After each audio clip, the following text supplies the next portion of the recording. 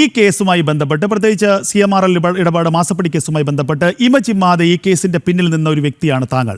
ഇപ്പോൾ ഈ കേസിൽ പിണറായി വിജയൻ നേരിട്ട് പങ്കുണ്ട് പിണറായി വിജയന് എന്ന ഘട്ടത്തിലേക്ക് എത്തി നിൽക്കുന്നു. അപ്പോൾ ഇനി ഉള്ള നടപടിക്രമങ്ങളിൽ പിണറായി വിജയൻ ഈ കേസിലെ പ്രധാനപ്പെട്ട ഒരു പ്രതിസ്ഥാനത്ത് വരാനുള്ള സാധ്യത എത്രമാത്രമാണ് ശ്രീ ഷോൺ ജോർജ്?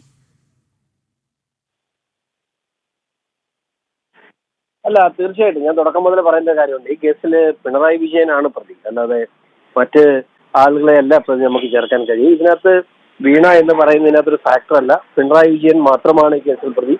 വീണ ഇതിന്റെ ഭാഗമായി, ആ കമ്പനിയുടെ ഭാഗമായി വീണയുടെ കമ്പനിക്ക് പണം വന്നു എന്നതുകൊണ്ട് വീണ ഈ കേസിന്റെ ഭാഗമായി എന്ന് വെച്ചാൽ പിണറായി വിജയൻ എന്ന മുഖ്യമന്ത്രിക്ക് അനധികൃതമായി ചെയ്തു കൊടുത്തിട്ടുള്ള സേവനങ്ങൾക്ക് ആ കമ്പനി കൊടുത്തിട്ടുള്ള കൈക്കൂലിയാണ് മാസപ്പടി എന്ന് പറയുന്നത്. അല്ലാതെ ഇത് മറ്റൊരു തരത്തിലേക്ക് ഏതെങ്കിലും തരത്തിലുള്ള കരാറുകളോ ഏതെങ്കിലും തരത്തിലുള്ള സേവനങ്ങളോ കൊടുത്തിട്ടുള്ള പ്രക്രിയയല്ല ഇവിടെ നടന്നിട്ടുള്ളത്. അതുകൊണ്ട് തന്നെ ഈ കേസിൽ പ്രതിയായി വരേണ്ടതും ചോദ്യം ചെയ്യപ്പെടേണ്ടതുമൊക്കെ പിണറായി തന്നെയാണ്. തീർച്ചയായിട്ടും. അപ്പോൾ ഇനി ഈ സ്വാഭാവികമായിട്ടും അഡ്ജുഡിക്കേറ്റിംഗ് അതോറിറ്റിക്ക് കൊടുത്ത റിപ്പോർട്ടാണ് ഇപ്പോൾ പുറത്തു വരുന്നത്. ഇനി അങ്ങേക്ക് തോന്നുന്ന ഇതിന്റെ മറ്റു നടപടിക്രമങ്ങൾ എത്രമാത്രമായിരിക്കാം, ഏതൊക്കെ ഘട്ടങ്ങളിലൂടെ ആയിരിക്കാം ഇനി ഇത് മുന്നോട്ട് പോകുന്നത്?